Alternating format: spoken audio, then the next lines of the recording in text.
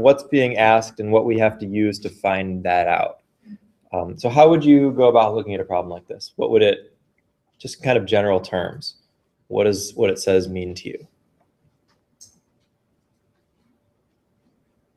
It's asking for kilojoules. It's asking for kilojoules, so that's important. First, we need to know that our end answer is going to be something in kilojoules. Kilojoules would be kJ, right? Which is 1 kilojoule would be 1,000 joules, because 1 kilo anything is 1,000 of that thing. All right, so great, we got that. That's important information for sure. And then we've got a mass of water at a particular temperature, and then it goes to another temperature. And so that's an indication that we're doing one of these heat transfer type problems where some heat is either being absorbed or being given off.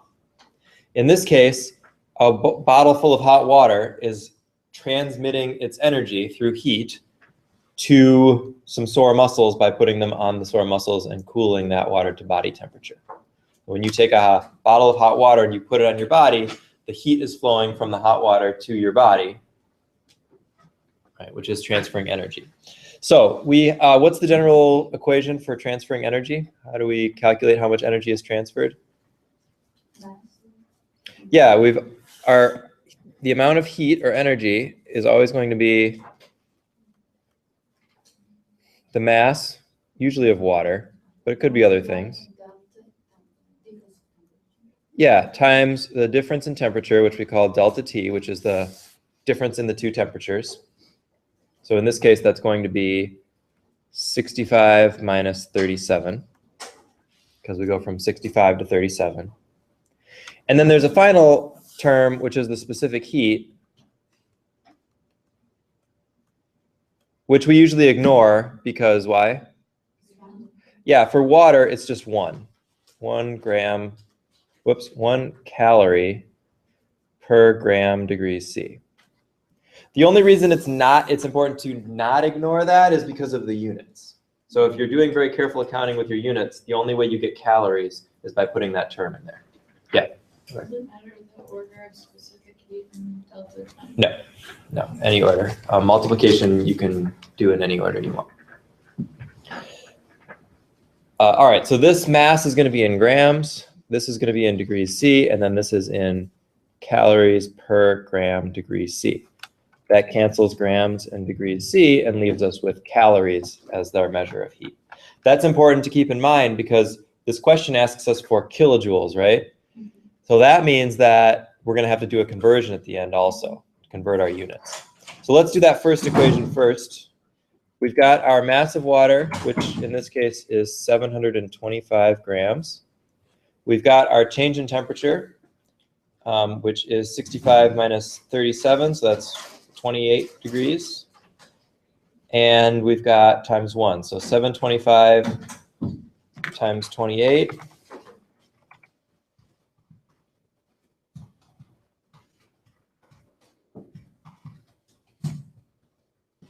$20,300.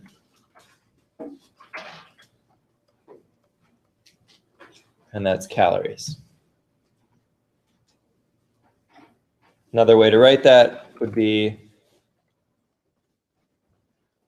2.03 times 10 to the 1, 2, 3, 4 calories. Okay, so that is a measure of energy, and now we know how much energy was transferred or how much heat was transferred from the hot water bottle to the sore muscles. But the problem asks us to report that in kilojoules, not in calories. So let's convert calories to kilojoules. We start with our 20,300 calories. We put it over 1 since there's no unit on the bottom. And then what steps are we going to take to go from calories to kilojoules? Do we know a direct conversion from calories to kilojoules? No. We have to go to joules and then from joules to kilojoules. Yeah, so let's go from calories to joules and then joules to kilojoules. So does anybody know how many? So that means our units are going to look like this. Remember? Yeah, you got it. Very good. We always set our units up first so that they cancel properly. So if something's on the top and you want it to go away, you put it on the bottom and you put the new thing on the top. So we want calories to go away, we put it on the bottom. We want joules instead, based on our plan up here. Then we want joules to go away, and we want kilojoules instead. Now we just need to fill in the numbers. Make sure our cancellations all work out, calories to calories, joules to joules, and we're left with kilojoules. So if we look this up, we would see that it is 4.184 joules per 1 calorie. That is not a number that you need to know off the top of your head. I'll give you that number. And then we also know that there are 1,000 joules in a kilojoule. That is a number that you should know because there's always 1,000 of anything in a kilo anything. All right. So now we have our equation, or our conversion equation set up. Move this out of the way so you can see. So I'm going to type that into my calculator, 20,300 times 4.184, and then we're going to divide by 1,000 because that's on the bottom. And we end up with 84.9 kilojoules. I don't know why I made my J so big, but I was excited about it. That should be our answer, 84.9 kilojoules. Is it going to be any problems with specific heat, like with water or something else? Maybe. Let's try one. Let's see what that might look like.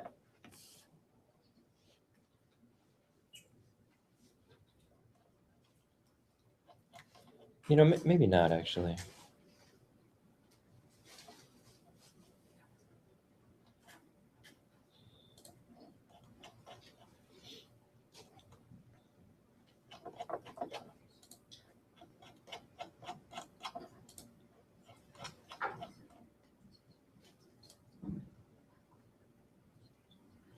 All right, yeah, we'll do one. This will be good practice for just the regular stuff, too.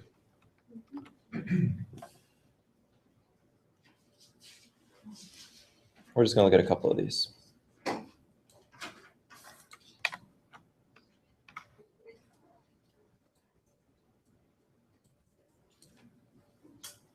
Okay.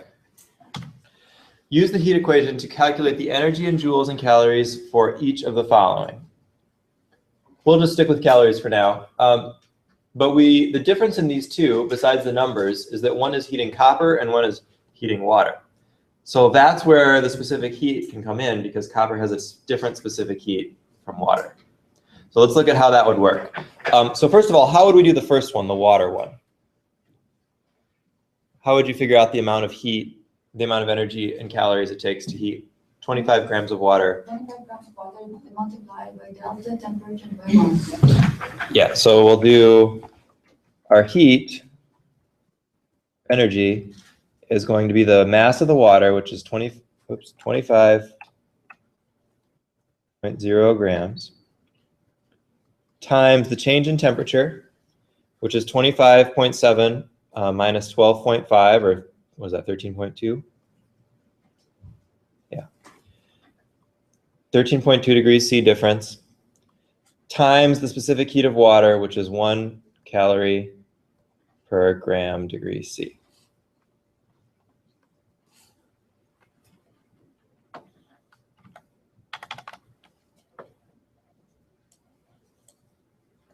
So 25 times 13.2, that's 330 calories. And we can convert that to joules the same way we just did with the other one. So let's see how that changes with copper then. For copper, the heat is going to be 38.0 grams times delta T, which is 124, right? I'm doing that subtraction correctly. Yeah, 124 degrees C. But now our specific heat is going to be different. It's not 1 calorie per gram degree C for copper. It's something else. Anybody know what it is? I don't know what it is. Let's look it up. It says use table 3.11. I'm going to put it on the exam in parentheses. please? Like, you mean like the value of it? No, but yeah. Yeah. Oh yeah, you don't have to know these numbers. Yeah, I would tell you these numbers. Copper is 0.0920 calories per gram degree C. So instead of multiplying by 1, we're going to multiply it by 0.0920, and that's calories per gram degree C. So we go back to our calculator. 38 times 124 times 0.0920 is 433, right? 0.5, so 434 calories.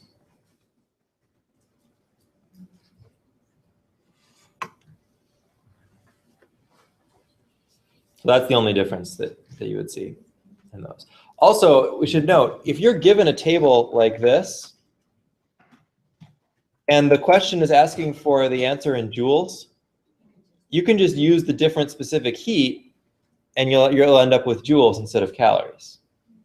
So if you use 4.184 for the specific heat of water instead of 1, you end up with the answer in joules. You back to the question. Yeah.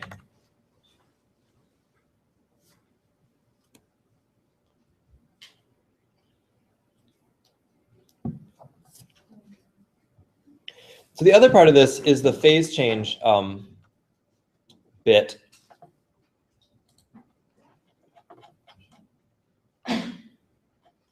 Here, let me find another one of those kinds of problems. Where we've got heat of fusion and heat of vaporization, which is what we had to do in the lab also. So let's look at what that looks like. Sorry, I'm so zoomed in here. It takes a while to get down to the problems. Here's a good example. This is just this is an example in the book, but it's a good example anyway. So we'll go through it together.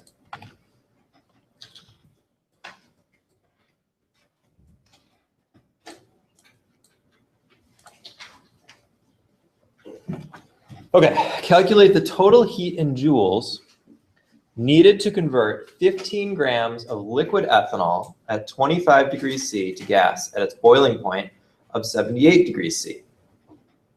Ethanol has a specific heat of that and a heat of vaporization of that. So there's two different things going on here, because you're converting room temperature ethanol to ethanol gas, which means you're boiling it. So you're converting it from a liquid to a gas, but you're also heating it up. And this is much like the question in the lab. It's a two-step, kind of a two-part calculation. Let's look at how you would do that. What they talk about in the book, which I agree with, is kind of setting yourself up a plan. We looked at these heating curves, the energy in versus the temperature. So if we start at 25 degrees C and ethanol boils at 78 degrees C, then we're putting in a certain amount of energy to bring it up from 25 to 78. And then we're putting in energy to actually boil it. And we have to calculate those two things differently because they're different calculations. So this is kind of like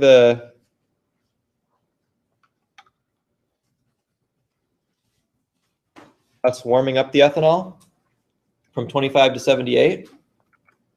I'll use blue and green. Sorry if you're colorblind. We'll try to describe it also. And then this is the boiling, or the phase change.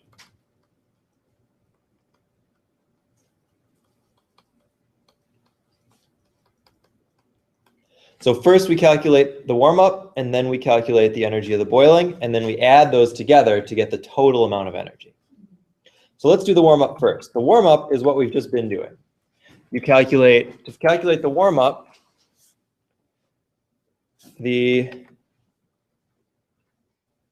heat is going to be the mass times the delta T times the specific heat.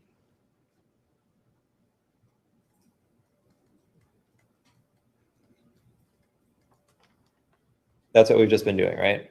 So let's do that. The warm up, which could also be cool down, by the way, just changing of the temperature. That's going to be heat equals the mass, which is 15.0 grams, times the temperature change, which is 78 minus 25, 53, times the specific heat, which in this case is 2.46 joules per gram degree C. So you see here that the specific heat is given in joules per gram degree C, which means our final answer is going to be in joules. If it were given in calories, our final answer would be in calories. So we cancel our grams and our degrees C, and we're left with joules. 15 times 53 times 2.46. And I've got 1956, and that's joules.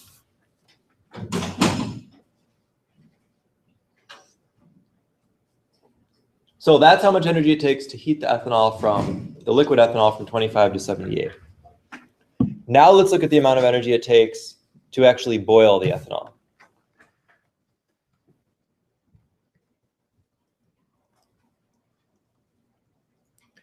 To find that, we need the amount of heat it takes to boil 1 gram and then multiplied by the total grams. So our heat of vaporization is 841 joules per gram. That means every gram of ethanol takes 841 joules to turn from a liquid to a gas, without changing the temperature, just turning from a liquid to a gas. We have 15 grams, so we need to multiply those together. So we have 841 joules per 1 gram. That's the heat of vaporization. And we have 15.0 grams. Our grams cancel.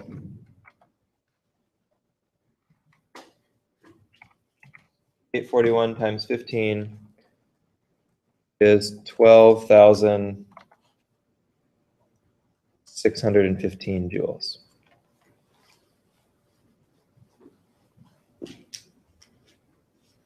So you see how I got that and how it's different from the warm-up?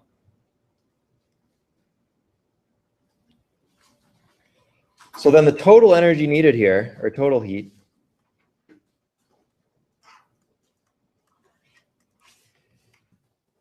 is the warm-up heat plus the boiling, because the question asks us for the total heat needed to both warm this thing up and boil it. And that's going to be 1,956 joules plus 12,615 joules. 1956 plus 12,615, 14571.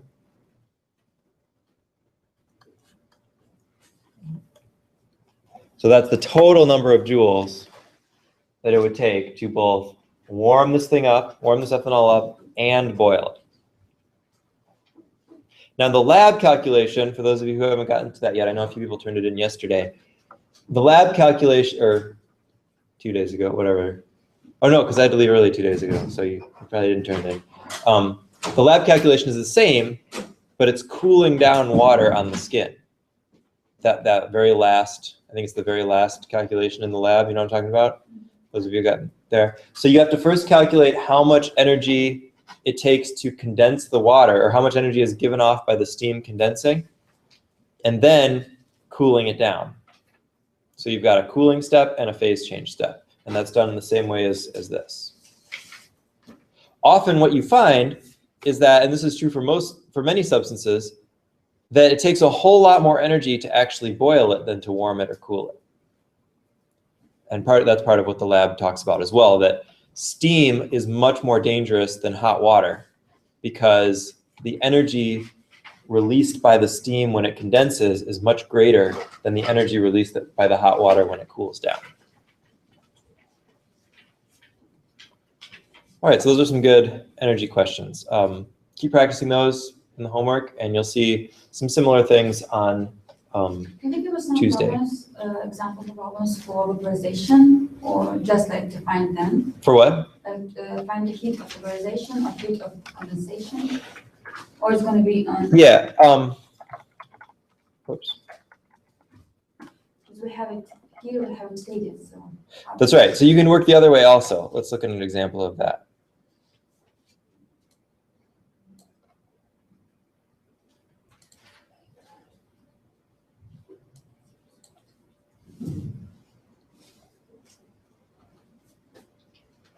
You know, actually, it doesn't have any of those practice in the homework, so I won't give you any of those. But it's but you do have to do it in the lab, right? So what you would do here, let's think about what we have with boiling. We have a certain amount of mass gives us a certain amount of energy. So if we didn't know the specific heat, but we knew the total energy it took to boil something, or to melt it in the case of the lab, we could then calculate this as our only unknown. So we would divide the total heat by the mass and get the So the problem we usually would have two of these. Yes, always. Yes, yes. But generally, like if I asked you a problem on a quiz, this would be as hard, or an exam, this would be as hard as it would get, for sure. Other questions about that? You feel like you can do that? One little hint or warning, I guess. These things always seem easier when someone is explaining them to you. Have you noticed that? That you sit in class and we go through the problem and you think, oh yeah, that totally makes sense. And then you actually go try to do it on your own and it just doesn't work. That always happens.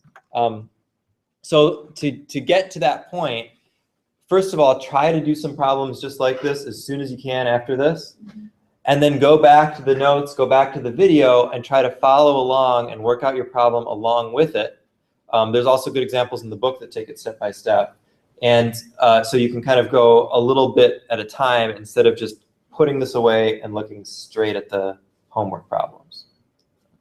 The other trick, or not trick, but the other tip with that is don't look at the answers while you're doing the homework. Those of you who have the solutions manual that kind of shows you the answers, try not to look at that until you've really forced yourself to work through the problem as best as you possibly can. Because as soon as you look at the answer, it kind of seems like, oh yeah, I kind of knew what I was doing.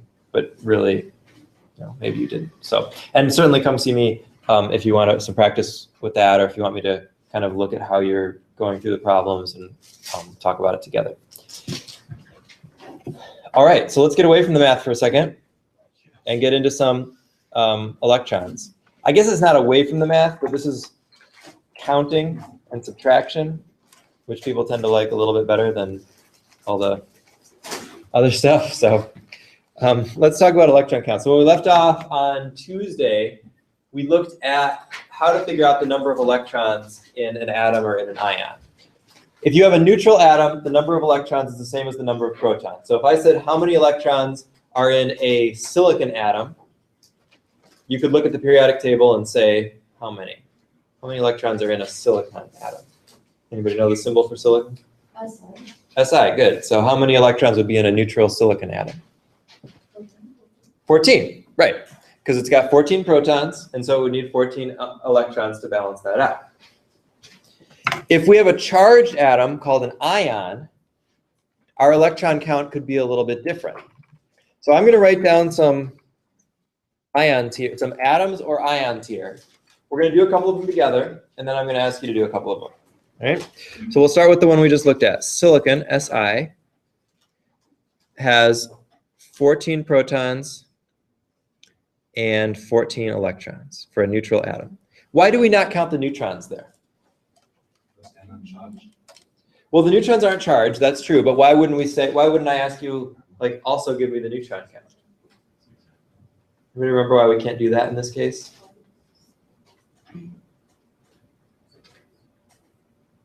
Because what? Well, it's because the neutron count isn't known unless a specific isotope is given. So if I said, give me the number of neutrons in silicon-28, which is a specific isotope of silicon, you could say, all right, well, I look at the periodic table and I see it's got 14 protons. The total mass is 28, so how many neutrons does it have to have? Also 14, because 14 plus 14 is 28. So if I tell you a specific isotope, then you can give me the protons, neutrons, and electrons. If I don't tell you the specific isotope, then there's no way of knowing, because those numbers up there are averages. Those numbers up there are averages. So let's try one where I give you the specific isotope and I ask for all three types of subatomic particles.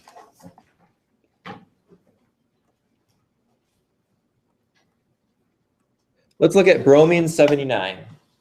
That's an isotope of bromine with an atomic mass of 79. How many protons, neutrons, and electrons would that atom have? 35 protons, 35 electrons. So 35 protons, which we can get from the periodic table.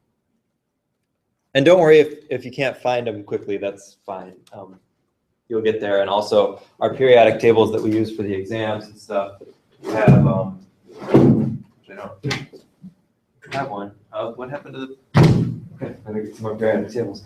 Those have an alphabetical list on the back. So if you have trouble finding them in the table itself, you can look at the alphabetical list. So 35 protons, how many electrons? 35, because it's neutral. And then how many neutrons?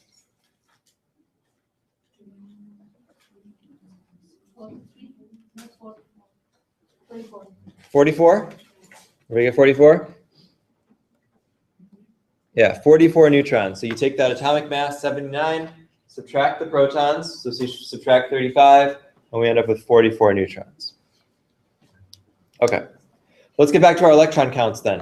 So I'm going to put up, this time, an ion, and you're going to look at what the number of electrons in that ion would be. So calcium 2+. Now sometimes this is written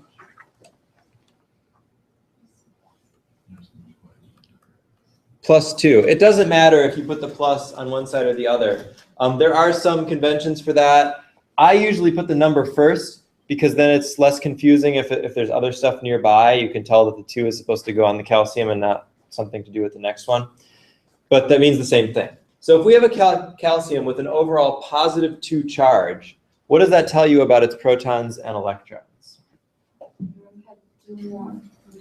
Yeah, it's going to have 2 more protons than electrons. So there's 2 extra positive protons based on the electrons. So that means I look at the periodic table, I find Ca, which is number 20. And so how many protons do I have? 20 protons. But it's a 2+ ion, so shouldn't I have 22 protons? Right, no, you caught me, yeah. You're going to have fewer electrons. You're going to have 18 electrons. Because if we had 22 protons, what would be the problem with that? Yeah, that's a different atom. 22 is Ti, titanium. So if you change the number of protons, you change what atom it is.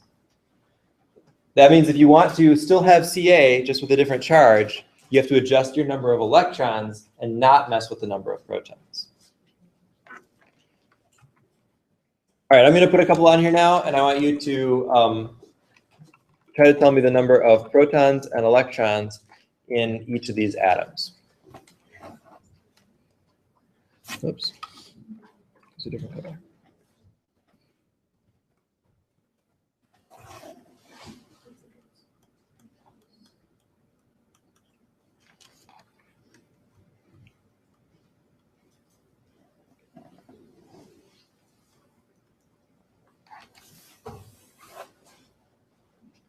So here's 4 different ions. See if you can write down the number of protons and electrons, and then we'll go through and see how you did.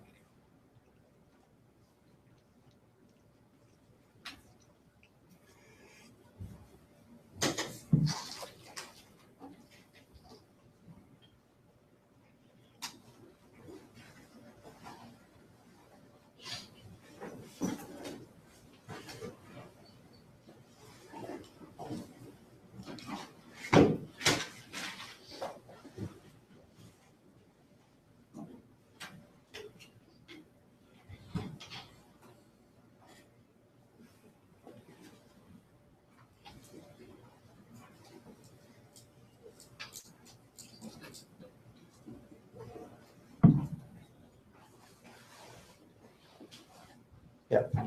So like in high school, I learned that it's like the orbit theory with electrons, and atoms shed electrons based on the outer shell, like that it's the easiest to give away. Right. But you said the orbit theory is out of date, basically, right? Yes, sort of. So how do they share electrons now? Well, they still do it the same way. The electrons are still exist in those different areas, but they don't have a defined path. Oh, yeah. That's the difference. Which so they're not like circling around like this. They're simply existing in this sphere that's around here. And we'll get into a little bit about what that means. But it doesn't change how it bonds with other atoms. It doesn't even change the counting of those electrons, but it's just what they're actually doing. All right, got some numbers? Maybe? All right, I'll put down the proton counts here. It's always a good idea to put down the proton count first, because then you don't fool yourself into changing the proton number to balance the charge. You only change the electron number to balance the charge. So let's see, our zinc is 30 protons. Titanium is 22. Phosphorus is 15. And oxygen is 8. So now let's look at the electron counts. How many electron counts for zinc 2 plus? 28, right. What about titanium 4 plus? 18, good. What about phosphorus 3 minus, phosphide? 18, yeah. In that case, we're going to have 3 more electrons, so it's an overall negative charge. There's 3 extra negatives to it. And then what about O2 minus? 10 electrons. Good. So 2 more electrons gives us an overall -2 charge.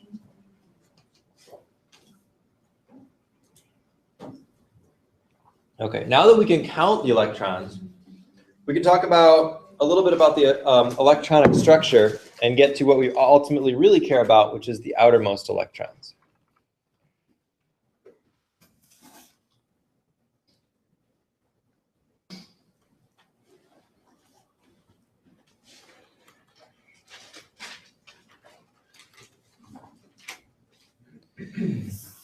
These electrons, this batch of electrons, 28, 18, whatever, however many you have in an atom, they don't all occupy the same space in the atom. They're not all found in the same area in the atom. They're found at different places, and the further they are from the nucleus, the higher in energy they are, meaning the less stable they are. Kind of makes sense. If the nucleus is positive and the electrons are negative, negative and positive attract, so the ones that are closest to the nucleus are going to be held most tightly and not want to go out and do stuff. And the ones on the outside are not held as tightly, and they're the ones that go out and do stuff. So as chemists, or people who want to know about chemistry, we need to know which electrons are the outermost ones, because those are actually the only ones that do any chemistry. The ones that are inside by the nucleus, we kind of just forget about, because they don't really do anything. They just sit there. It's these outermost ones that we really care about. So we split the electrons up into shells, what we call shells or orbits or orbitals or energy levels. The old theory was that the nucleus was like the sun in the solar system, and the electrons were orbiting around it. And so you'd have different orbits. You'd have like the close orbit, and then the next orbit, and then the next orbit. Now we know that's not exactly true. It's more complicated than that. There's these kind of probability spheres of where the electrons go. You can see some pictures in the book. I'm not going to try to draw them here. But basically, we know they don't actually spin around in an orbit, but we do know that they exist at different distances from the nucleus. And so when we count the electrons, we're going to put them into these individual buckets. And the important numbers that you have to know are 2, 8, and 8. What that means is that if we imagine, let me make a little graph here. Whoa. That's, didn't like me drawing on the side there, maybe? Yeah, okay. All right, let's move it over a little bit. Let's imagine that we have energy here. for our electrons.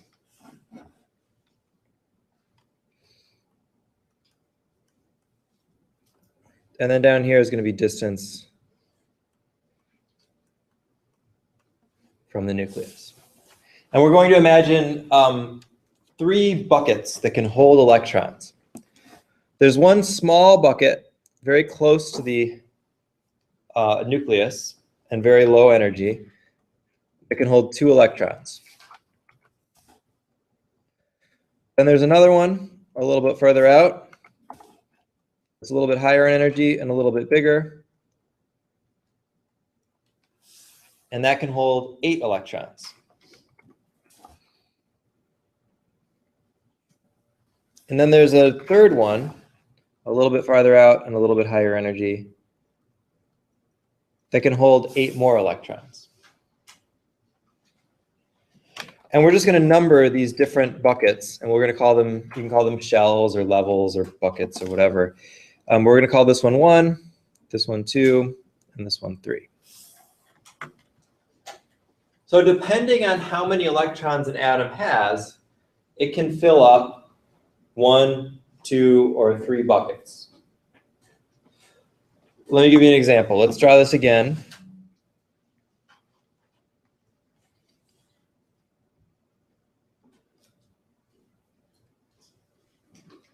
We'll draw our 3 buckets. And let's look specifically at a carbon atom, a neutral carbon atom. How many electrons does a neutral carbon atom have?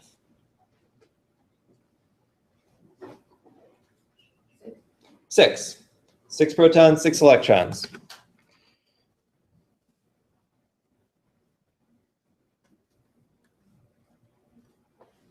So we're going to start with that lowest bucket and build up to 6 electrons.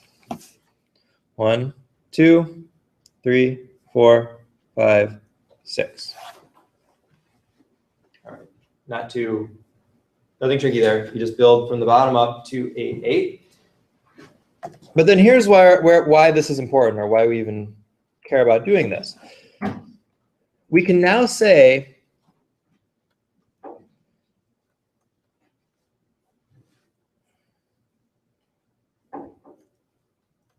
that these are the outermost electrons, and we're going to give them a special name that I misspelled, the valence electrons.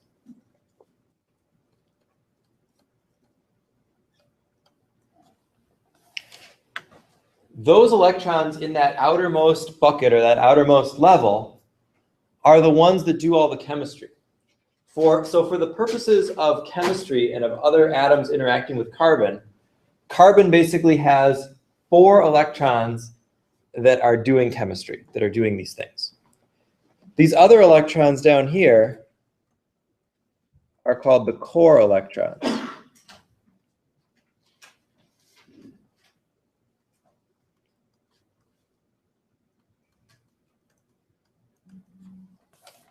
And they are not reactive. They don't do anything in the chemistry.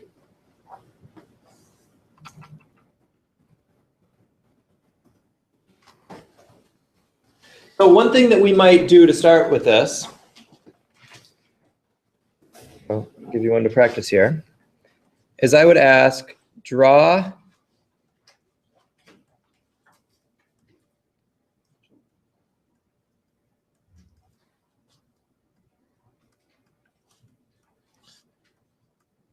an electron configuration for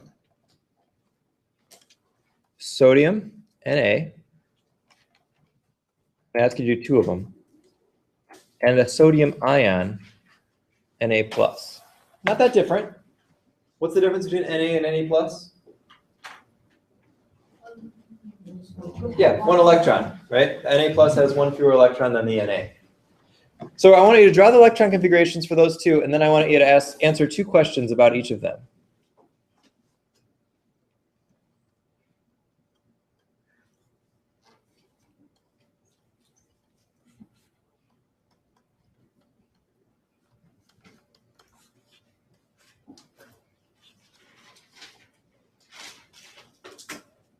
How many valence electrons? And how many core electrons? Now, one thing you're going to notice when doing the sodium is that you have to actually work with that third bucket.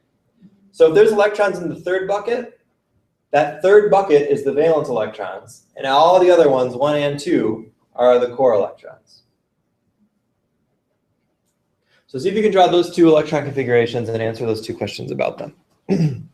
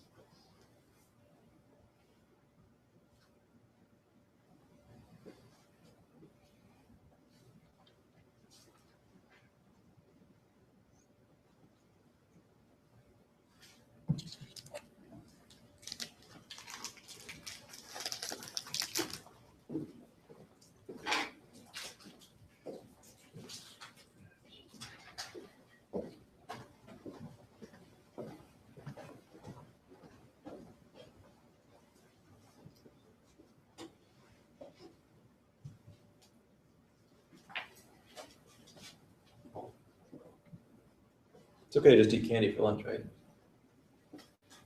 It's like good nutrition. Figure out the caloric count and everything. That's right, I should have calculated it out. It's got peanuts in it, that counts as food. For sure. Yeah. And protein. Right.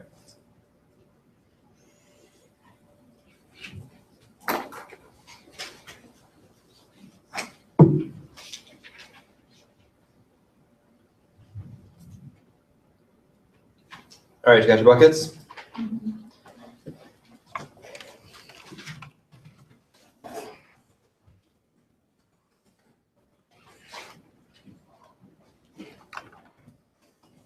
So sodium, how many electrons?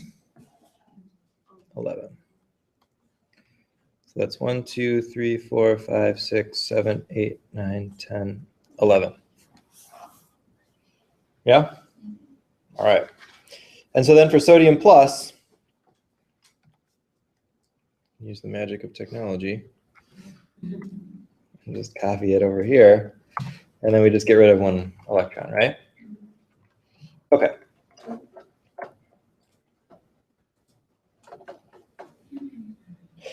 Now let's talk about these valence electrons and these core electrons. So which ones are the valence electrons in sodium? How many valence electrons? Just one. So this is going to be our valence here.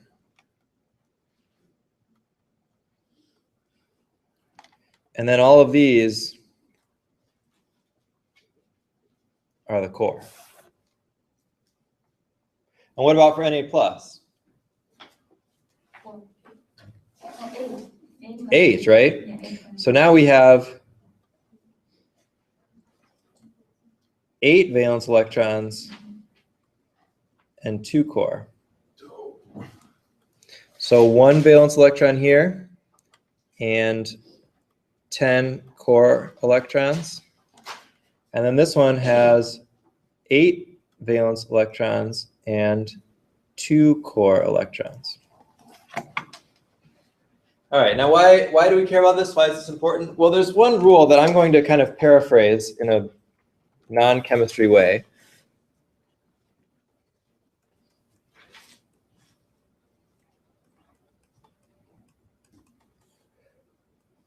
Full buckets are happy buckets.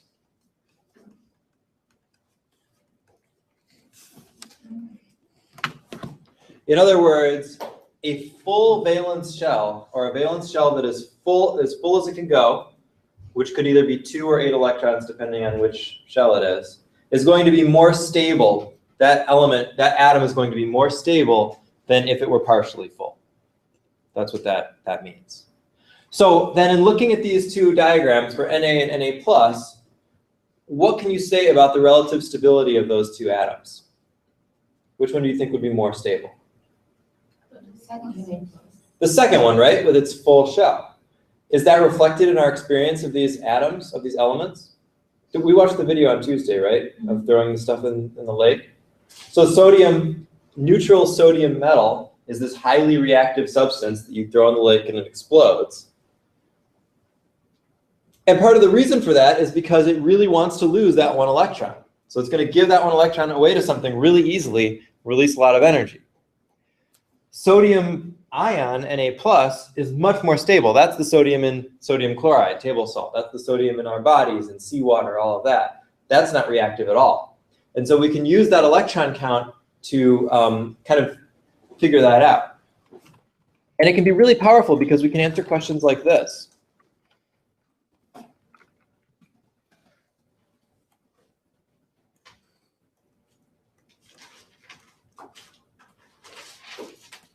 What is the most common ion of magnesium? Magnesium is Mg, and magnesium metal is not quite as reactive as sodium, still somewhat reactive. We'll actually use it in, we'll get to burn some in lab in a little bit, and it makes this like brilliant white flame. If you've ever used those sparklers, you know, like the fireworks sparklers, that's magnesium burning. That's what it looks like. Anyway, what's the most common ion of magnesium? You may not know what the common ion of magnesium is. It's not something that we need to memorize. It's something that we can figure out from the electron configuration. So the way we would figure this out is draw the electron configuration and then figure out how many electrons that atom would need to either gain or lose to have full buckets. So try that. Draw the electron configuration of magnesium.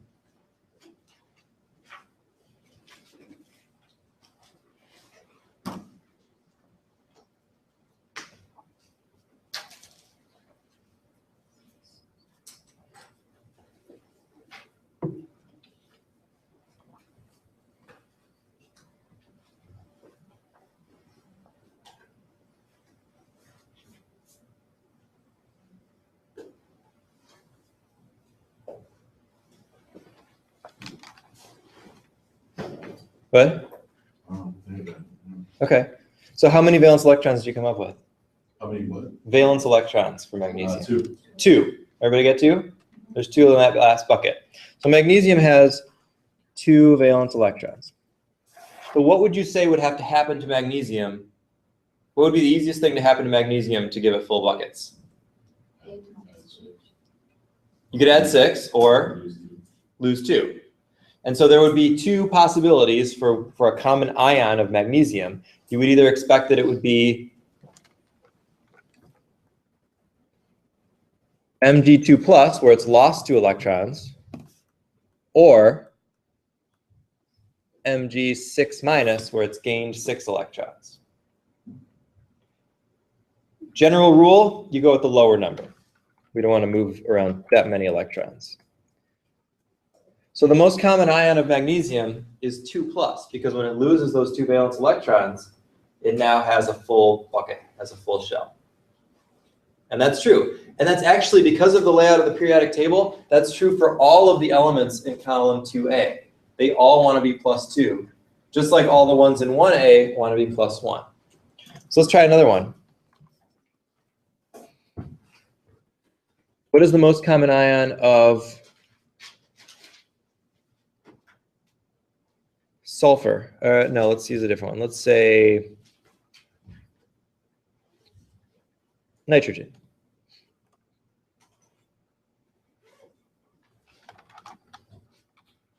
Common ion of nitrogen.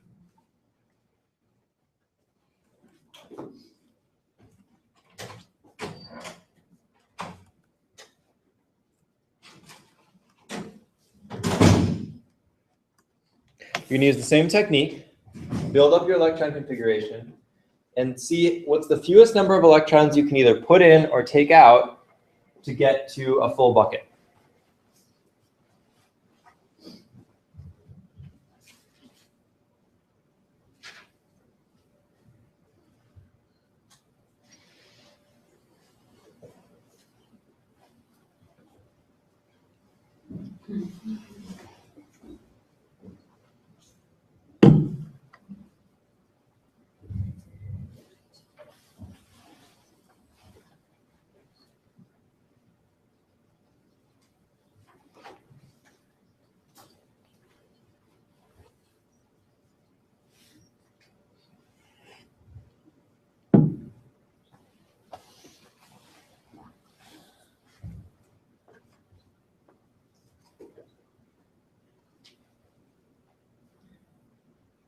Anybody want to take a shot at it? And 3 minus? N3 minus. What do you think? Agree? Disagree? Yeah, that's right. Nitrogen 3 minus is the most common ion of nitrogen, which we figured out from that same technique.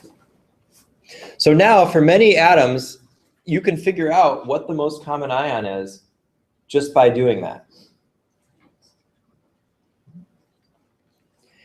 Just to give you some terminology,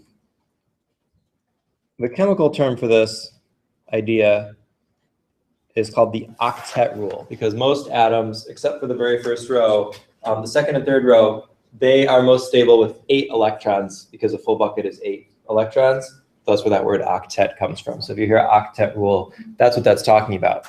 The other thing you may have noticed is that if you fill up all the buckets, 2, 8, and 8, that only gets you to 18.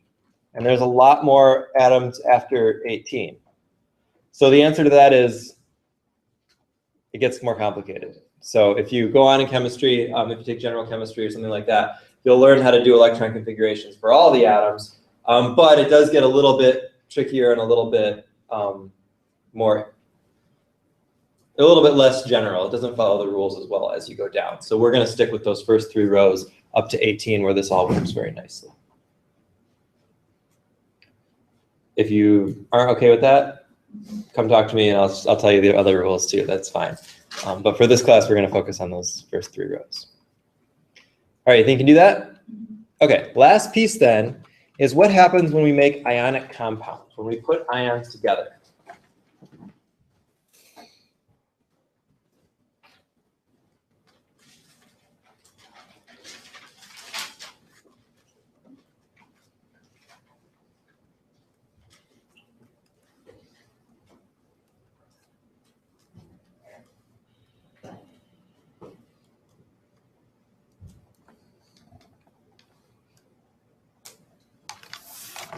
Positive and negative charges attract each other. So an ionic compound is made from a positively charged ion and a negatively charged ion. Anybody know the names for those? Have you ever heard those words before? These words for positive or negatively charged ions? Yeah, cation and anion. Cation is a positively charged ion.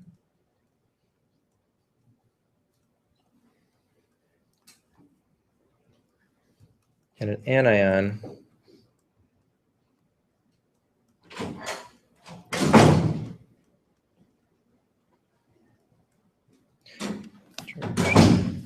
is a negatively charged anion, or ion.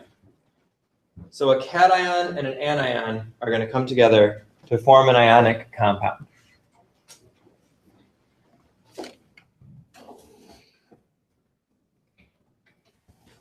The overall charge of the compound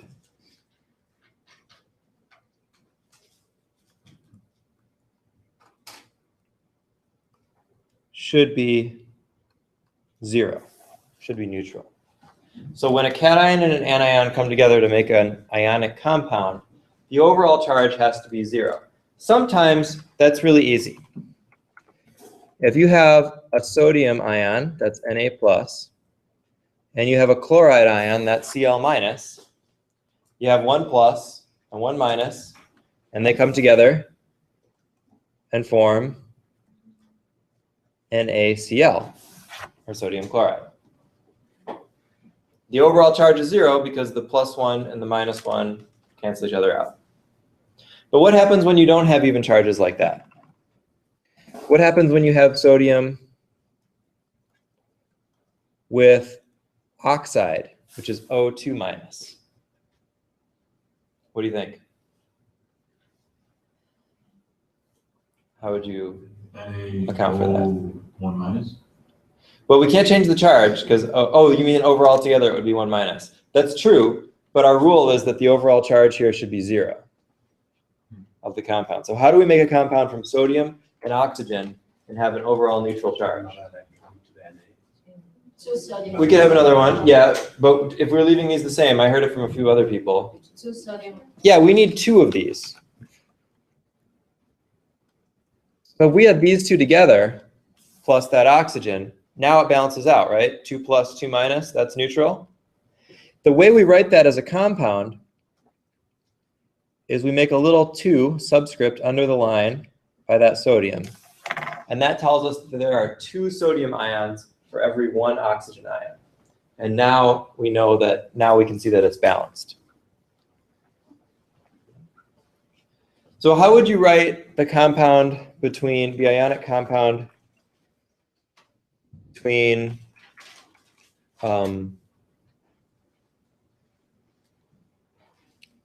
see, how do I do this? Aluminum 3 plus and chloride, which is 1 minus. What would that compound look like?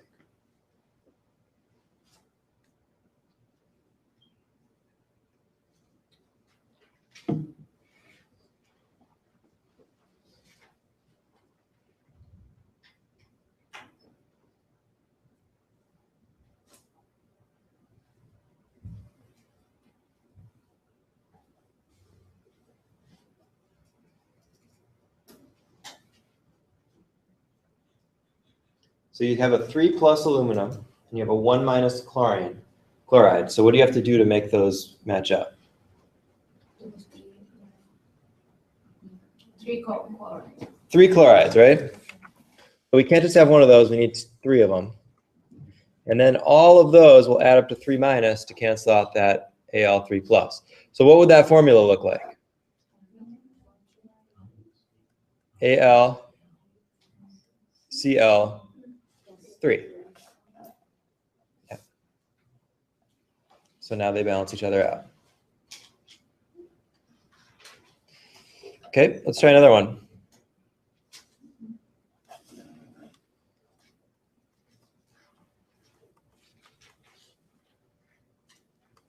Aluminum oxide, which is aluminum plus 3 and oxygen minus 2. You have to make those overall charges balance out. So what would that formula look like?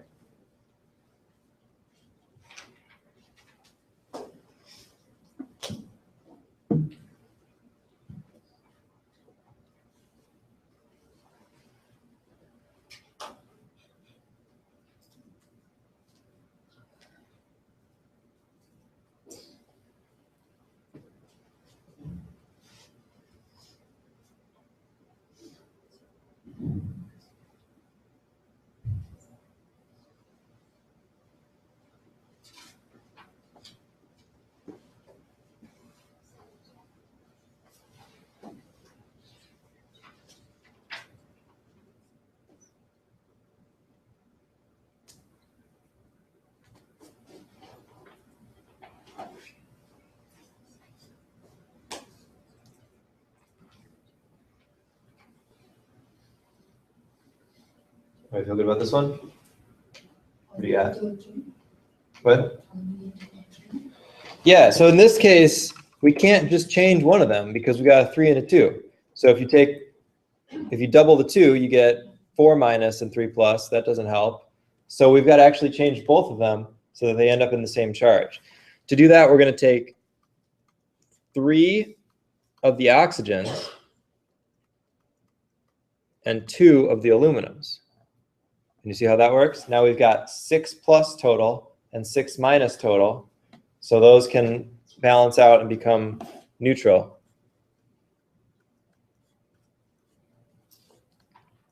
So Al2O3. And that's the ionic compound that would be made from aluminum and oxide.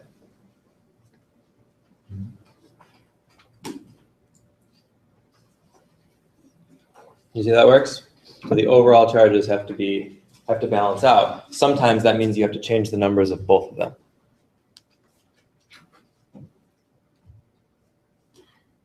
You're like, okay.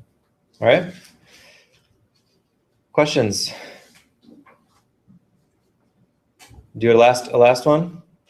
Figure it out? Okay. I'm going to make you go one step further on this.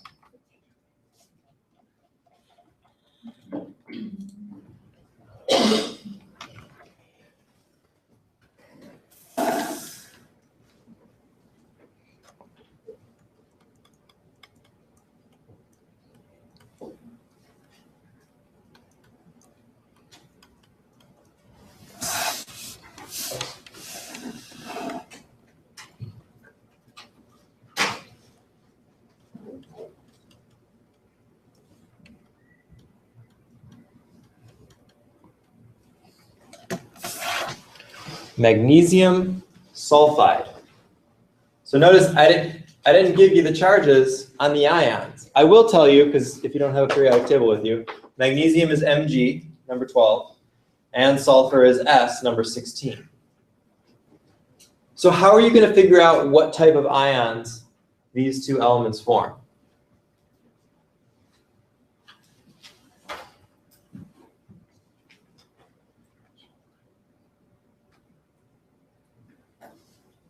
Anybody know?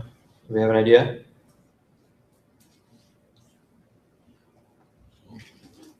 How do you know what the charges should be on magnesium and sulfur? The what? Yeah, you're going to have to build a little chart of the electron configuration and see what the most common ion would be. Again. Now, you may not have to do that. You could recognize some patterns, or the fact, didn't we just do magnesium as one of the examples? So you can go back and look at that one. But that's the idea, that if you know the name and you know where it is on the periodic table, you could figure out what the charge should be. And that's not going to be true for every atom, but for a lot of them, especially in those first 3 rows, it is. So see if you can figure out, using whatever methods you can, the charges for magnesium and for sulfide, which is the negative ion of sulfur, and then what compound they would form together. Next week, we're going to talk about where these, how to come up with these names and why it's sulfide and not sulfur and that kind of thing. But for now, just see if you can find the charges and build a compound from them.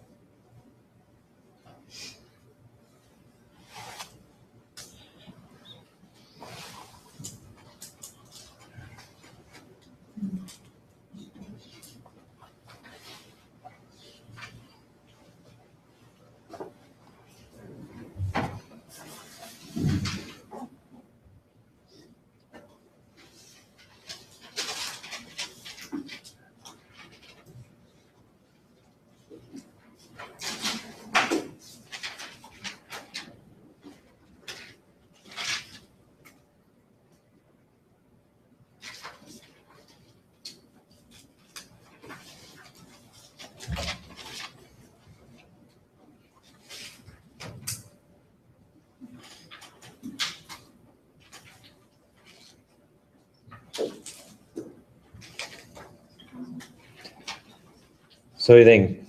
Feel good about this one? Did anybody come up with the ions? Well, what did you come up with for magnesium? 2 plus, yeah, and I think we just did that one, right? But we looked that up and we found that you could take 2 electrons out of the bucket to get a full one, and that makes it 2 plus. What about sulfide? Yeah, 2 minus, same reason. If you want to, now as you practice these, you'll start to recognize some patterns and you'll start to see, to not have to count it every single time. For instance, you'll see that if you know oxide is 2 minus, well, all the ones under that are also going to be 2 minus. And because of the way that they're arranged in groups, we can make those kinds of predictions. So that will help you in the future. But if you forget, or if you don't know, or if you're not sure, you can always go back to the buckets and figure it out that way. So we've got 2 plus, 2 minus, which means what's the formula for magnesium sulfide? It's just MgS, right? They balance out. 2 plus, 2 minus. We don't have to adjust their numbers at all.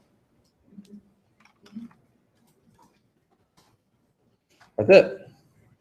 All right, so next week we'll go into the names of these things, how we can write formulas from names, and then how we can make names from formulas. And that'll help get us into chemical reactions and writing equations as well. So have a great weekend.